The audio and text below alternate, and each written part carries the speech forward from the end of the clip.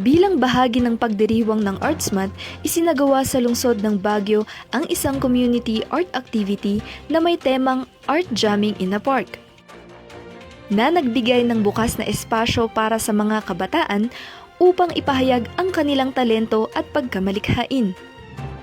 Pinangunahan ito ni Councilor Leandro Yangot Jr., katuwang ang mga miyembro ng Baguio Educators Arts Guild. Layo nitong gawing mas bukas ang sining para sa lahat, lalo na sa mga kabataan. This program is open for all ages, but many of those who are taking part in this program are the young ones.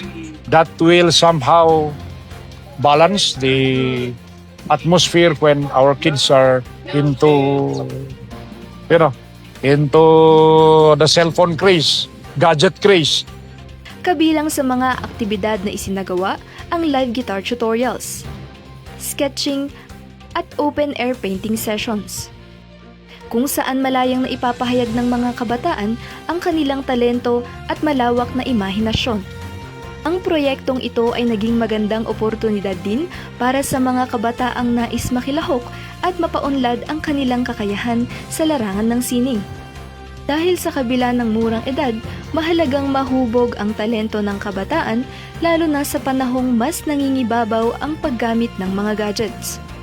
Instead of indulging to digital games, why not discover their talents? Kagaya nga ng pag-participate sa mga ganitong events. Para naman sa mga magulang na tulad ni Sairish, hindi lamang talento ang nauhubog ng sining, kundi isang paraan din ito para mailabas ng mga bata ang kanilang damdamin, makihalubilo sa iba, at higit sa lahat ay mahubog ang kanilang kumpiyansa sa sarili. Tahimik siya sa bahay. It's her way of outlet na doon niya nilalabas yung parang expression niya sa arts. Kaya we support her. For me, I think mas maganda yung ganito na meron silang socialization. Mas na build up yung confidence niya to participate mga ganitong activity. Since maraming kids na ngayon talaga yung nawiwili sa gadget. Yung anak ko, mahilig siya sa gadget din talaga. And pag merong mga opportunities like this one, we really do encourage her to join. Nabibuild yung confidence niya and she can use it in the future, especially sa profession na gusto niya. Sa tulong ng mga programang gaya nito, mas nahihikayat ang mga kabataan na umiwas sa labis na paggamit ng gadgets.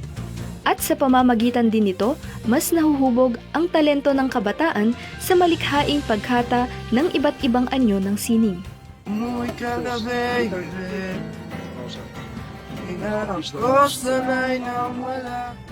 Sa pamamagitan ng sining at musika, patuloy na nagiging daan ang Art Jamming in a Park sa malikhaing pagpapahayag at pagkakaisa ng ating komunidad. Reyelyn Bornolia para sa PIO Baguio Balita.